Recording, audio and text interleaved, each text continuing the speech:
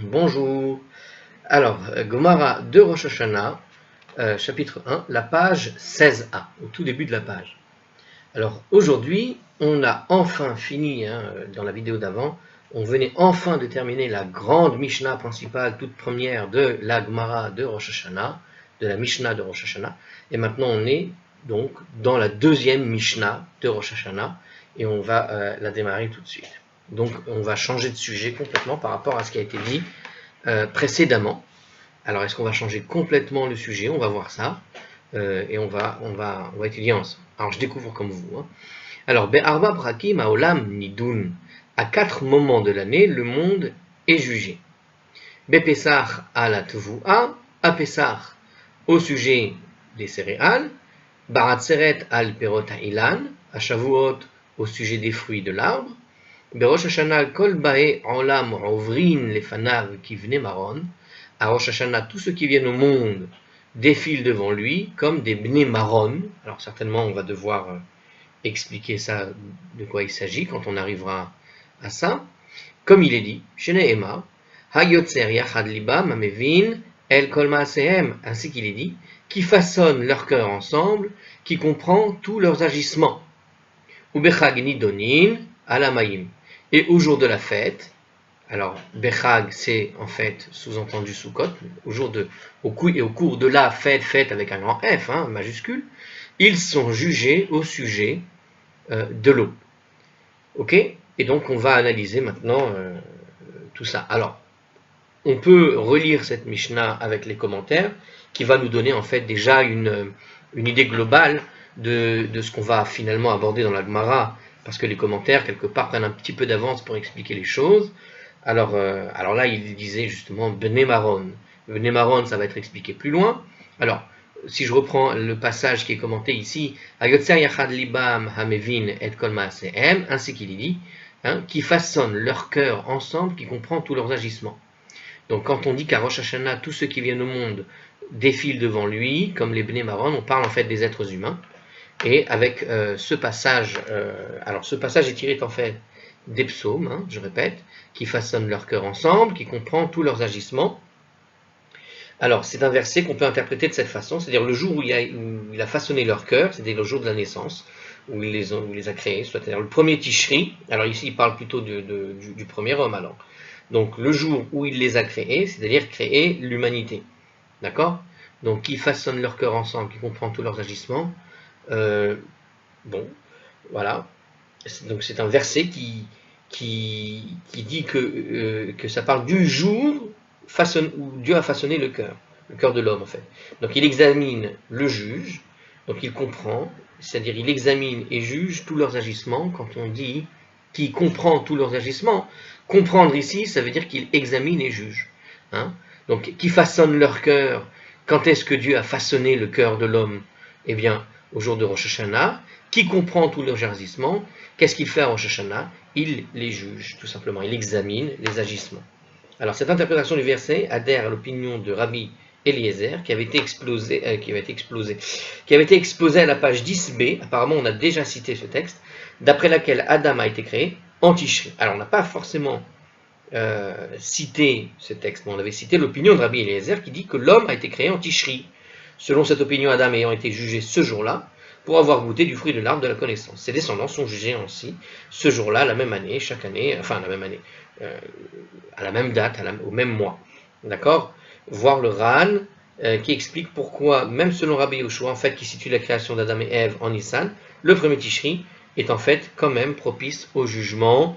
Donc il y a des commentaires qui nous expliquent, puis je pense qu'on avait déjà vu une partie de ces textes-là. C'est vrai que les derniers cours, les dernières vidéos, on s'était attaché à ne parler que de tout ce qui était maaser et des fruits, des légumes et tout ça. Bon, là on revient un peu sur le sujet de la création du monde. Et il y a écrit enfin, à la fin de ce texte, Ubechag nidonin alamayim, et au cours de la fête, c'est-à-dire la fête, c'est en fait Sukkot. On avait déjà vu plusieurs fois que quand Chag, qui veut dire fête, est dit sans aucun attribut, si on ne dit pas la fête de quelque chose, si on parle de la fête avec un grand F, c'est toujours sous-entendu Sukkot. Ils sont jugés au sujet de l'eau. Alors de quoi il s'agit? Alors, en fait, Pessah, Shavuot et Sukkot sont des dates de jugement qui sont respectivement, en fait, des articles cela découle des sources qui sont expliquées. On va voir plus tard que, en fait, donc il y a un commentaire il nous prévient qu'on va voir un commentaire qui va nous expliquer que chaque grande fête du calendrier juif, Pessah, Shavuot et Sukkot, en fait, sont des moments de jugement. Alors, on ne juge pas. Alors justement, hein, d'ailleurs c'est la Mishnah au fait qui dit ça. Hein. On a vu par exemple à Pessah, quelque part, Dieu est jugé donc pour les céréales. À Shavuot, on est jugé pour les fruits de l'arbre. Donc en fait, c'est même pas plus loin d'avoir une note. C'est écrit dans la Mishnah elle-même. Et enfin, ils sont jugés au sujet de l'eau. On peut imaginer très bien qu'à Sukkot, Dieu juge de la quantité d'eau. On est juste avant la saison des pluies.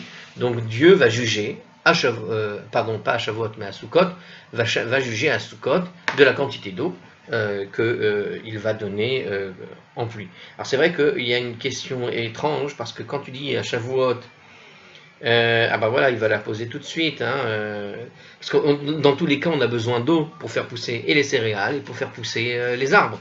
Donc ça fait un petit peu bizarre de voir un jugement pour les arbres, un jugement pour les céréales, alors que ces deux choses finalement découlent et dépendent uniquement de l'eau. Bon, ça va faire partie de ces choses qu'on va sûrement aborder. Alors une question se pose. Si l'homme est jugé à Rosh Hashanah, cela englobe globalement, probablement aussi tous les domaines qui le concernent.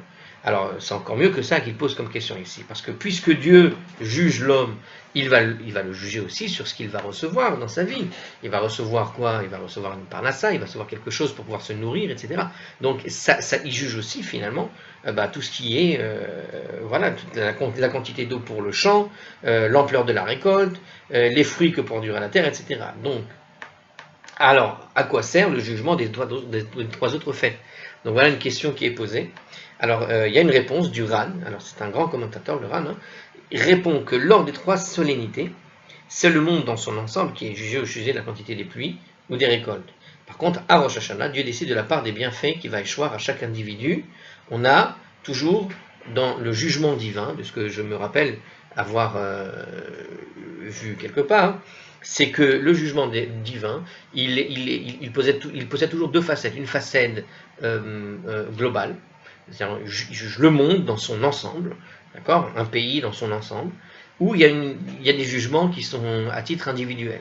Donc ce sont deux choses distinctes, et c'est souvent, d'ailleurs, ce genre de problème, souvent, ça explique parfois certaines questions un peu spirituelles qui peuvent arriver à quelques-uns, à savoir pourquoi, je ne sais pas, moi, certains, il arrive parfois des drames terribles, il y a des guerres, et pendant ces guerres-là, combien d'enfants qui meurent, ou je ne sais quoi, enfin ce genre de choses. Et souvent, parfois, les gens finissent par se demander, mais où est Dieu dans ces cas-là? Bon, alors justement, il y a une notion donc qui existe depuis toujours hein, dans le judaïsme, qui consiste à comprendre qu'il y a toujours deux choses. Il y a toujours le jugement individuel, le jugement global. Et parfois, quand il y a un jugement global qui est fait, on peut très bien imaginer, en quelque sorte, un petit peu comme ce qui se passe quand certaines guerres arrivent et on parle dans les infos de dommages collatéraux. C'est pas que un missile a visé une famille particulière avec hommes, femmes, enfants qui n'ont rien à voir. C'est que cette famille se trouvait à côté de l'usine de missiles et que dans le cadre de la guerre, il a fallu détruire cette usine de missiles et malheureusement, une famille habitait à côté de cette usine de missiles. Et elle a été touchée évidemment par l'explosion de l'usine et du missile qui a visé une usine du missile. Bon, c'est l'idée du jugement global, du jugement individuel. Des fois, dans une réponse globale, certaines individualités sont malheureusement font partie des dommages collatéraux, comme on dit. Et ce qui n'est pas du tout bien. Mais c'est ce que la Gemara ici nous apprend, la Mishnah, en tout cas, le commentaire du Ran nous le dit, qu'en fait, il y a toujours un jugement qui est jugé dans l'idée du monde, dans son ensemble, et un jugement qui est individuel. Et là, ce qu'on apprend par contre ici, c'est que, alors moi j'ai toujours appris ça à propos de Rosh Hashanah en fait, que à Rosh Hashanah, il y a ces deux jugements qui sont opérés. Mais là, ce qu'il nous dit ici, le Ran, c'est que le jugement du monde dans son ensemble, elle se fait pendant Pessah, Shavuot et Sukkot. Alors que le jugement individuel, sur chaque individu, qu'est-ce qu'il va leur avoir, qu'est-ce qui va leur arriver, qu'est-ce qu'ils vont recevoir de bon, etc. par individu, ça se fait pendant Rosh Hashanah. Très bien. Alors, on peut commencer la Gemara et on va donc analyser cette Gemara. Il me semble, bon, elle va être beaucoup moins longue que la précédente. Quoique, apparemment, ils ont décidé d'aborder le chauffard à un moment donné, là je vois. Ce qui veut dire, le chauffard a tellement de règles, je sens que ça risque de déraper. Alors, la Gemara analyse l'article de la Mishnah, selon lequel Pessah, donc, à Pessah, on a vu donc que dans notre Mishnah, on a déclaré que à Pessah, le monde est jugé au sujet des céréales. Très bien. He-tevu'a, nous dit la Gemara. Quelles céréales? Ilema ha-tevu'a de kaima. Si tu dis, il s'agit des céréales sur pied, c'est-à-dire les céréales qui sont sur les champs, qui sont prêts à la moisson. Kol hane harpatke da'adu ala emat ittelun. Ouf, pas évident à lire. Ela tevoa des misdara. Alors, qu'est-ce qu'il dit en français? Donc, de quelle céréales? Si tu dis qu'il s'agit des céréales sur pied, dans ce cas, tous les incidents qui lui sont advenus jusqu'à présent, quand ont-ils été décrétés? Il s'agit plutôt des céréales qui seront semées l'hiver prochain. C'est-à-dire que ici, le jugement, tu me parles de la moisson. Or, on sait que Pessah, on est juste avant la fête de la moisson. D'accord, quand Pessah arrive, on est avant la fête de la moisson. Il ne reste pas grand-chose avant qu'on démarre la moisson de l'orge. Et puis un mois et demi plus tard, on va démarrer la moisson du blé. Donc, on va dire que le blé a déjà poussé, il est déjà sur pied, il est déjà prêt à être moissonné. Et alors, c'est un petit peu ce qu'il dit ici. Donc, il dit que tous les incidents qui lui sont advenus jusqu'à présent, eh bien, quand est-ce qu'ils ont été décrétés? Sous-entendu, avant. C'est-à-dire que on voit bien que quand arrive à Pessah, c'est pas aujourd'hui qu'on juge de la moisson qui est prête à être moissonnée. D'accord? Donc, c'est pour la moisson de l'année prochaine. C'est pas pour la moisson de cette année. Alors, c'est ce que va dire le commentaire, sûrement. Selon les espèces, les céréales sont semées un certain temps après Soukot et moissonnées au printemps. Le blé, le seigle, l'épeautre, céréales de maturation lente sont semées tôt en hiver, au mois de Mar Cheshvan, tandis que l'orge, de nature précoce, est semée en Shevat ou en Hadar. Donc, qu'est-ce qu'on voit? À Pessah, donc, quand a lieu le jugement relatif aux céréales, il y a déjà des épis sur pied, prêts à la moisson. La Gemara suppose donc que c'est à ces épis sur pied que se réfère la Mishnah. Donc, Dieu décrète à Pessah ce qu'il en adviendra désormais jusqu'à sa moisson. Mais si c'est le cas, demande la Gemara, quand donc était décrété, évidemment, à venir jusque-là à ces céréales? Alors, donc il n'a pas expliqué ce que je voulais, parce que je m'attendais à ce qu'il me donne une liste de choses qui seraient advenues jusqu'à aujourd'hui. Parce qu'on est la veille de la moisson, on n'est pas loin avant la moisson.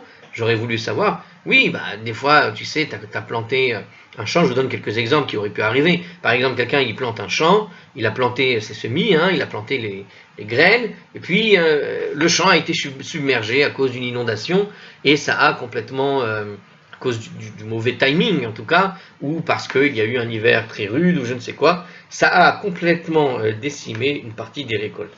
Bon, alors, c'est un petit peu ce qu'il est en train de dire. C'est-à-dire que tous les incidents qui lui sont advenus, alors jusqu'à présent, c'est-à-dire avant Pessah, quand est-ce qu'ils ont été décrétés? Alors, on imagine bien qu'ils ont été décrétés l'année d'avant. Donc, quand on arrive à Pessah, c'est en fait un jugement des céréales pour ce qui va arriver plus tard. Parce que le champ qui a poussé, c'est en réalité déjà, on va dire, une finalité. Et puisque c'est une finalité, c'est pas de Pessah à dans un mois qu'il va y avoir de grands changements. Quoique, des fois, il y a autre chose que les inondations qui peuvent arriver dans un champ de blé, ça peut brûler aussi. Donc, on sait. Bon, alors, en tout cas, c'est comme ça qu'il décrit la chose. Il dit que tous les incidents qui lui sont advenus jusqu'à maintenant, parce que, au fond, par exemple, la récolte de l'orge se fera dès le lendemain du premier jour de Pessah. Donc, on peut imaginer qu'effectivement, on se dise. Si Dieu a jugé, c'est pour cette récolte-là que je vais récolter dès demain, c'est que forcément c'est depuis Pessah de l'année dernière. Alors la Gemara pose la question, est-ce que chaque récolte de céréales ne subit qu'un seul jugement? Pose la Gemara. Alors l'expression, alors je ne l'ai pas dit en hébreu du coup, alors les memra dechar dina mitedana. Alors ok, bon, l'expression à Pessah au sujet des céréales laisse entendre que chaque récolte n'est jugée qu'une seule fois. Donc, il pose la question ici à propos de ce qu'avait dit donc la Mishnah, puisqu'on a parlé de la Mishnah qui disait que c'est à Pessah Pessah, Dieu juge au sujet des céréales, et donc alors j'ai pas très bien compris alors l'expression à Pessah, Dieu juge. Ah d'accord, parce que quand tu dis à Pessah, B Pessah, dans Pessah, al hatevua, sur la récolte. Alors c'est vrai que voilà, c'est toujours le problème de la traduction, parce que quand tu dis al hatevua, ça sous-entend la récolte. Mais ici c'est plus dans le sens les céréales. Mais il y a écrit en réalité la céréale. Donc on va dire que la formulation de la Mishnah donne l'impression que le jugement en fait est unique, puisque à Pessah sur une récolte en particulier. Donc sous-entendu, ce que pose comme question la Gemara, est-ce que chaque récolte des céréales ne subit qu'un seul jugement, ou est-ce qu'il y a plusieurs jugements, puisque on sait qu'il y a aussi Rosh Hashanah. Alors, on va voir, et pourtant il a été enseigné dans une braïta, donc Vehatania, donc on enseigne, sous-entendu, je vais te contredire tout de suite, Tevu'a she'era ba keri o'ones, une récolte de céréales qui a subi une catastrophe naturelle ou un acte de violence. Et ben voilà, les deux exemples que j'ai donnés, une inondation, on ne sait pas pourquoi, bon, il y a eu de la grêle avec de l'eau, ça a submergé le champ entièrement, ça a décimé la récolte, ou acte de violence, par exemple, quelqu'un qui aurait justement mis le feu à une récolte, un voisin jaloux ou je ne sais quoi. D'accord? Donc, Kodem à Pessah, si cela s'est produit avant Pessah, Nidonet les She'avar, cela a donc été décréé dans le passé. Ça veut dire que si la conséquence de la destruction qui a été provoquée par un incident naturel ou volontaire d'un acte de violence, cela se fait avant Pessah, donc c'était décrété dans le passé, c'est-à-dire de Pessah de l'année précédente. Avant que les céréales ne soient semées même, il y avait déjà une décision que la personne aura une galère majeure. Les achar à Pessah, si cela s'est produit après Pessah, ça paraît très logique en vérité, Nidonet les haba, cela a été décrété l'année suivante, ça veut dire que ça a été décrété dès que Pessah était fini de l'année courante, tout simplement. Alors, l'année suivante, littéralement au futur, il nous dit ici, c'est-à-dire que la fête de Pessah qui vient juste d'être célébrée, tout simplement, c'est ce qu'on a compris. Adam she'era bo keri o'ones, de même. S'il y a un homme à qui il arrivait un accident naturel ou un acte de violence commis par l'homme, d'accord? Donc imaginons une personne lui-même dans sa chair, cette fois-ci. Et voici que lui, il lui est arrivé quelque chose, un accident ou un acte de violence. Kodem Yom Kippourim, si la chose s'est arrivée juste avant Kippour, d'accord? Nidou les She'ava, en fait, ça a été décrété dans le passé, c'est-à-dire lors de Kippour précédent. C'est-à-dire que à Kippour de l'année d'avant, il y a eu un jugement, et c'est seulement à ce Kippour de cette année-là que, puisqu'il a reçu cette galère juste avant Kippour, quelque part, il a été jugé et scellé, son sort a été scellé au Kippour de l'année dernière. Les Achar Yom Kippour, si cela s'est produit juste après Kippour, donc, eh bien, Nidon Lehaba, cela a été décrété l'année suivante, c'est-à-dire l'année du futur, cette année du futur, c'est-à-dire le Kippour qui vient de passer, tout simplement. Donc on a deux cas ici, le cas dans cette braïta d'une récolte de céréales avec comme référence du moment du jugement qui est Pessah, et le cas d'une référence qui est celui de Kippour pour le cas d'une personne qui est victime elle-même de quelque chose, un accident ou un acte de violence. Eh bien, toutes ces choses-là, en fonction de quand ça se passe, on sait quand est-ce que ça a été décrété. Si ça se passe avant Kippour, c'est décrété depuis Kippour l'année d'avant. Si ça se passe après Kippour, c'est décrété depuis Kippour l'année d'après. Ça, c'est pour les choses qui arrivent sur une personne, d'accord, les dommages corporels d'une personne particulière. Si c'est un dommage lié à son champ, eh bien, pareil, avant Pessah, ça a été décrété le Pessah l'année d'avant. Après Pessah, c'est décrété le Pessah de l'année d'après. Très bien, on a compris. La Gemara nous répond à cette question. Alors, quelle était la question justement? Est-ce à dire que chaque récolte de céréales ne subit qu'un seul jugement? Alors, je vois pas très bien, du coup, la question. Comment elle est posée?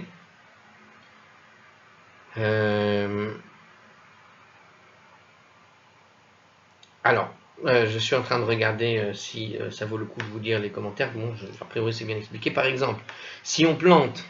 Non, on est déjà après, là. Alors, non. Alors, je ne sais pas. L'Agmara répond, on va répondre, puis on va essayer de comprendre. Rava a dit, Amar Rava, Shema mine teredene mitedana, déduisant que 2 jugements sont prononcés sur chaque récolte de céréales lors de la fête de Pessah qui précède la semaille et lors de la fête de Pessah proche de la moisson. Voilà. Donc voilà, en fait c'est ça, d'accord. Donc si je regarde uniquement la partie de cette braïta qui nous parle en fait de la récolte de céréales, on pourrait dire quelque part qu'il y a eu 2 jugements. Pourquoi? Parce que quand arrive un problème, il peut arriver soit juste après Pessah, et donc il y a eu une décision, imaginons une année où il y a eu 2 galères. Il y a une récolte, on finit cette récolte en cours, cette récolte en cours, donc les épis sont sur pied, et voilà qu'il y a quelque chose qui va se passer, un acte de violence, quelqu'un a mis le feu par exemple, et une partie de la récolte a brûlé. Eh bien cette chose a été faite au Pessah qui était juste avant. Maintenant, si le temps passe et voilà qu'on a planté des nouveaux semis quelques mois plus tard, et qu'on arrive bientôt au Pessah de l'année d'après, qu'est-ce qui va arriver? Imaginons il y a une inondation terrible, et cette année encore, j'ai encore perdu une partie de ma récolte. Eh bien, en fait, ça a été décidé aussi l'année d'avant, dans le Pessah avant. Donc on voit bien qu'on peut avoir un cas où Pessah, eh bien, on peut avoir 2 jugements sur 2 récoltes différentes. Donc c'est pas une seule, mais voilà. Donc c'est ce que Rava dit, déduisant que 2 jugements sont prononcés. Donc à chaque récolte de céréales, tu peux avoir 2 jugements, une lors de la fête de Pessah qui précède les semailles, et l'autre lors de la fête de Pessah proche de la moisson. D'accord, mais...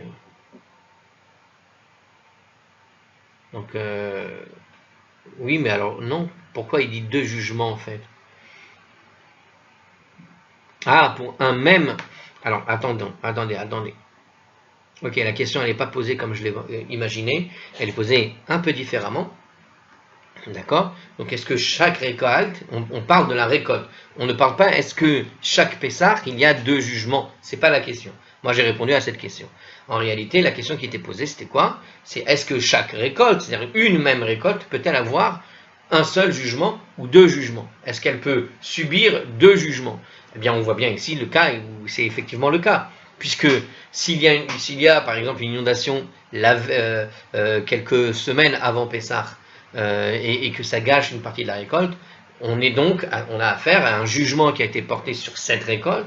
Et voilà que cette même récolte, un peu après Pessah, il y a quelqu'un qui met le feu, par exemple, une fois que ça a bien séché, et il y a quelques épis qui ont bien poussé quand même, et voilà une deuxième galère qui arrive, quelqu'un y met le feu. Donc on voit bien qu'on a 2 jugements qui ont été portés sur une seule et même récolte. Voilà, c'est ce que nous dit ici la Gemara, et la question de la Gemara du coup est un peu plus claire. À la lumière de cette explication, la Gemara offre un conseil pratique. Alors, un conseil. Elle est pas mal celle-là. Alors Abaye a dit, Amar Abaye, Hilkar ki chaze enash de matzlach zar'a afla. C'est pourquoi, lorsqu'un homme constate que la récolte a une maturation lente, d'accord, qu'il a semé cette année, pardon, je recommence. C'est pourquoi, lorsqu'un homme constate que la récolte à maturation lente lui réussit, donc quand il voit qu'une récolte pousse lentement, d'accord, il doit s'empresser de semer plus tôt que d'ordinaire la récolte à maturation rapide, avant que n'arrive le temps de la juger lors de la fête de Pessah suivante. Et Kadim Salik, elle est déjà poussée. Donc l'idée, c'est que tu fais pousser celle qui est rapide, d'accord? Si tu vois que tu as une récolte qui, quand elle est plantée, et voilà que tu vois qu'il y a une... j'aime beaucoup ce conseil. Écoutez ce qu'il dit. Il dit que quand tu as planté des semis, tu as planté des graines d'un genre de céréales qui pousse lentement, d'accord? Et tu vois que tu te rapproches gentiment de Pessah, il te reste encore un mois ou 2 semaines avant Pessah, et en fait, ça a très bien poussé. Ça veut dire que quelque part, le jugement de l'année dernière, il est bon. T'as une bonne... Il y a quelque chose sur toi qui est en train de se réaliser, qui est très bien, qui te concerne au niveau, en tout cas de ta parnassa, j'ai envie de dire, au niveau du blé, au niveau de tes céréales que tu as fait pousser. Donc si on parle par exemple donc de céréales qui poussent lentement. Alors il te dit, puisque tu observes que tu as une réussite grâce à ce blé qui pousse lentement et tu te rapproches de Pessah et donc a priori tout se passe bien, mais vraiment vraiment bien, qu'il y a une vraie abondance, alors il te donne comme conseil, plante d'autres semis, d'autres graines qui poussent rapidement pour les semer avant Pessah. Puisque ça te réussit, ça veut dire que ce que tu vas planter, a priori, tu ne prends pas de risque, parce que Dieu apparemment a décrété l'année d'avant que ta récolte sera bonne. Puisque ta récolte sera bonne, c'est le moment, puisque le jugement a été fait et qu'il est scellé, et il n'y a pas encore de deuxième jugement à venir, avant un deuxième jugement, finis une autre récolte, essaie de planter quelque chose qui pousse rapidement, et tu vas avoir une super récolte aussi, parce que, voilà, et tu récoltes avant, dès qu'elle a poussé, quoi, voilà.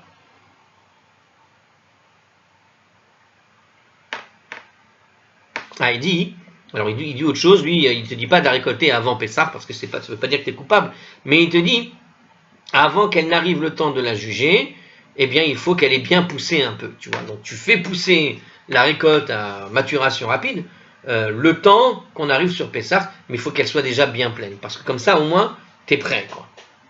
Bon, c'est un bon conseil. Alors, il donne ici un exemple. Si, par exemple, je plante en Mar Cheshvan du blé ou de l'épeautre, donc Mar Cheshvan, on est juste après Tishri, on commence à planter. D'accord? Donc on a 5 mois à 6 mois. C'est une céréale à maturation lente, et que l'on constate qu'elle pousse bien. Il y a lieu de présumer que le jugement relatif aux céréales prononcé au précédent Pessah a été favorable. Donc comme tu vois que ton champ de blé est magnifique, a priori, tu as un jugement favorable pour toi. Alors il faut dès lors s'empresser de planter la récolte d'orge, qui mûrit vite, et est d'ordinaire semée en Shevat ou en Adar.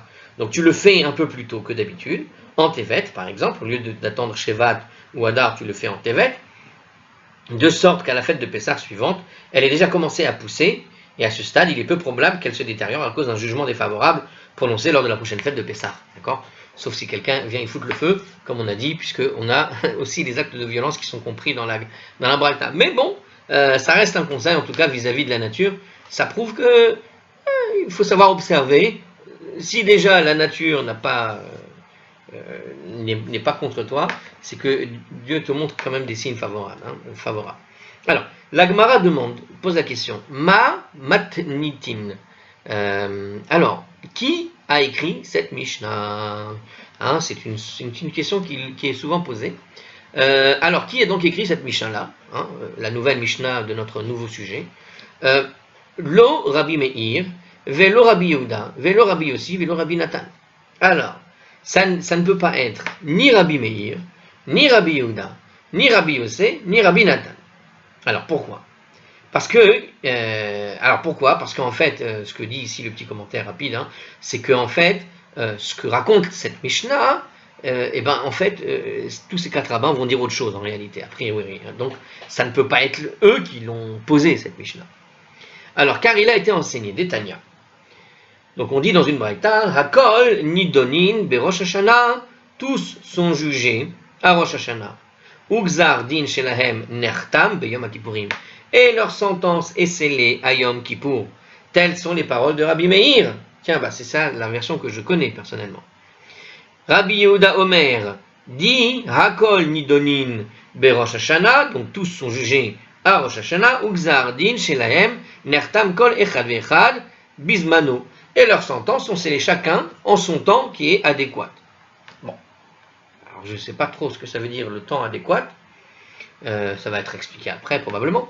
Bepessach alatevua. Voilà le temps adéquat. Donc il explique ici même dans cette braïta. Donc ça c'est Rabbi Yehuda qui dit ça.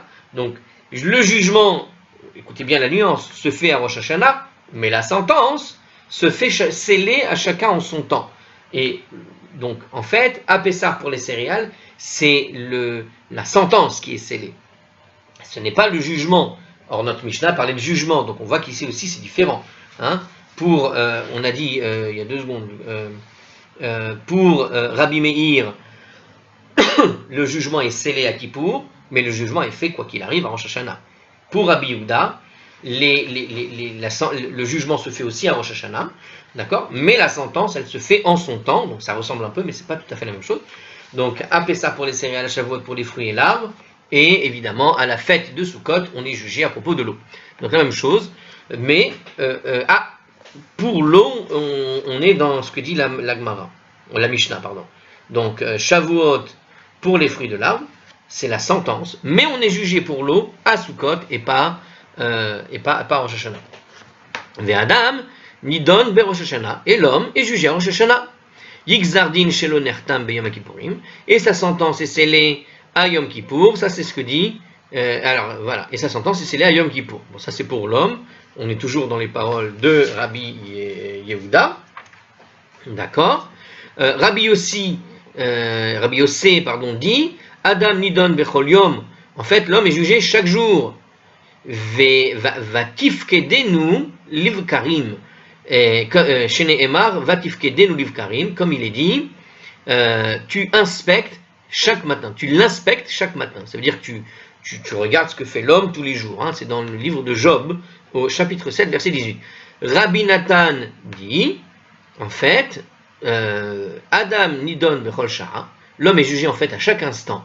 Chez les Mar, l'irgaim tivhanenu, je pense. Ainsi qu'il est dit, donc, à la fin du même verset, à chaque instant tu l'examines. Donc on est dans le même verset qui a été cité précédemment. À chaque instant, tu l'examines. Chaque instant, ça veut dire à chaque heure, à chaque instant. Lui, il a dit chaque instant, mais il y a écrit en hébreu, bechol sha'a, sha'a signifiant l'heure, mais en fait, ça veut aussi dire en fait un instant. Bon. Donc, chaque instant, Dieu examine le comportement de l'être humain et il le juge au fond à chaque instant. Ainsi, notre Mishnah ne paraît obtenir aucune des 4 opinions précédentes. On a donc une Mishnah, on vient de donner 4 opinions des 4 rabbins qu'on a cités, et voilà qu'aucune de ces 4 ne correspond strictement, en tout cas, à ce qui est écrit par la Mishnah. Donc, on peut supposer logiquement que c'est ni donc Rabbi Meir, Rabbi Yehuda, ou Rabbi Yossé, ou encore Rabbi Nathan qui ont écrit cette Mishnah. Alors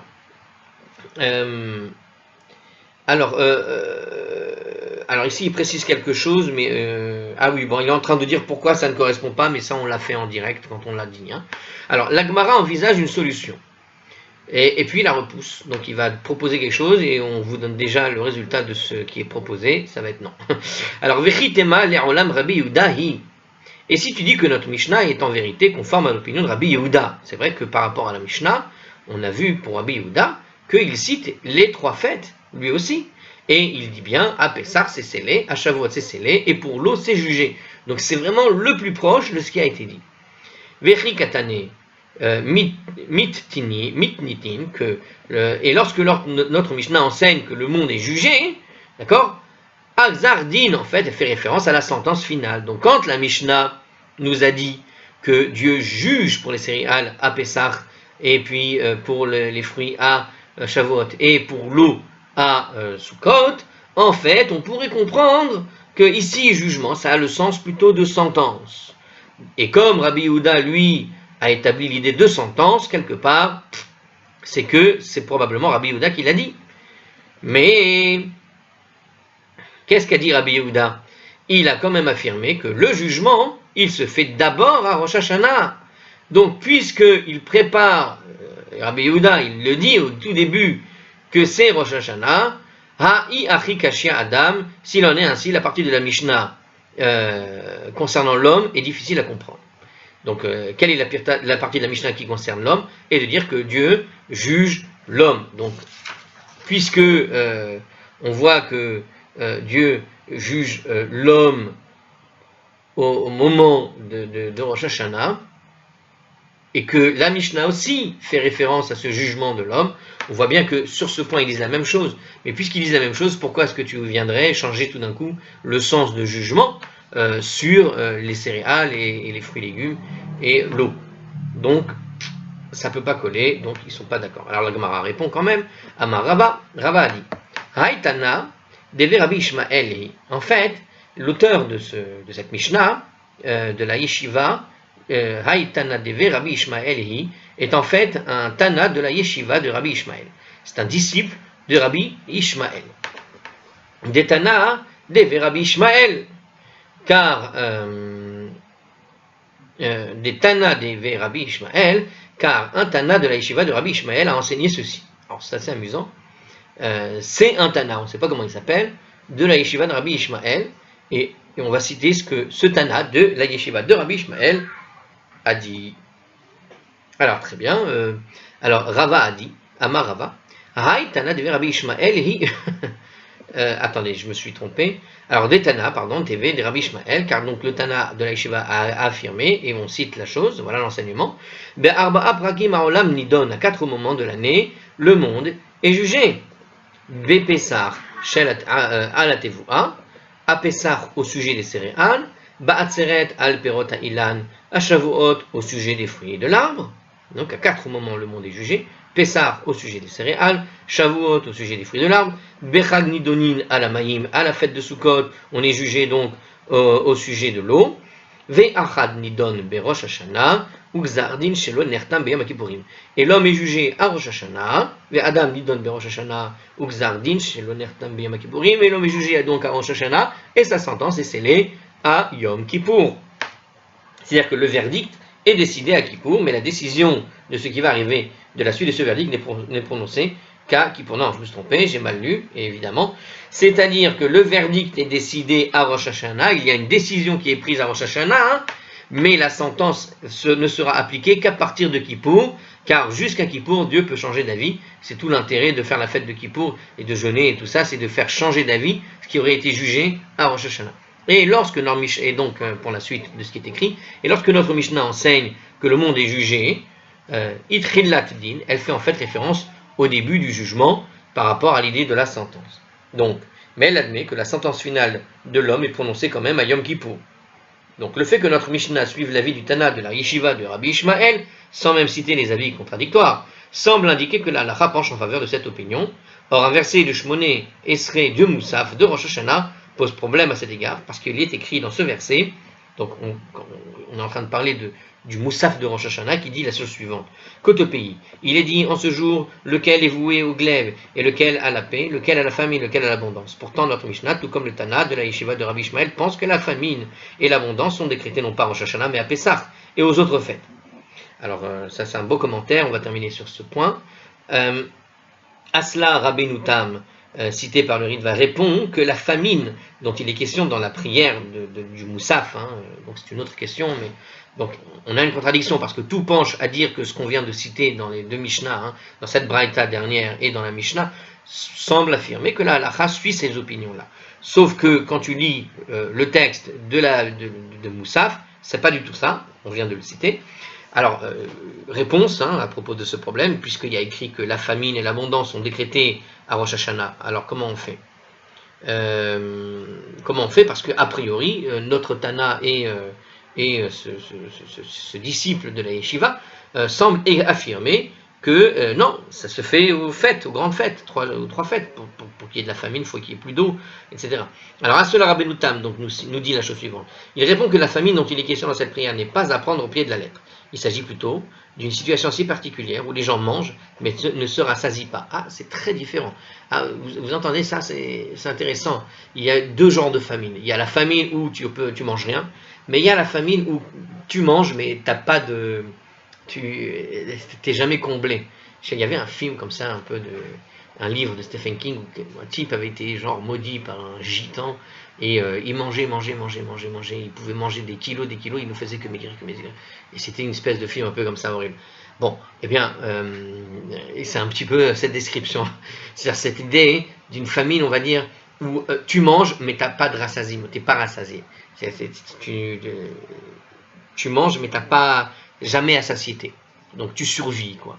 Donc c'est une autre forme de famine, parce qu'il y a la famine où il n'y a plus rien à manger et tu es obligé de partir du pays pour pouvoir trouver à manger quelque part. Et puis il y a la famine où, on va dire, on pourrait dire que tu es en récession, quoi. C'est-à-dire que il y a à manger, mais tu ne manges pas à ta faim. Autre explication, cela renvoie à la famine qui résulte d'une guerre ou d'une conjoncture sociale et économique, comme quelqu'un qui n'aurait pas assez d'argent pour s'acheter à manger. Que ce genre de famine survienne ou non est décidé à Rosh Hashanah. En revanche, ce qui touche à l'abondance ou à la pénurie des récoltes de l'année décrétée lors des fêtes. Bon. Le Ramban, pour sa part, a une approche différente, donc il pense autrement. Dans sa dracha, alors est-ce qu'il va nous renvoyer simplement au texte ou est-ce qu'il va nous le dire?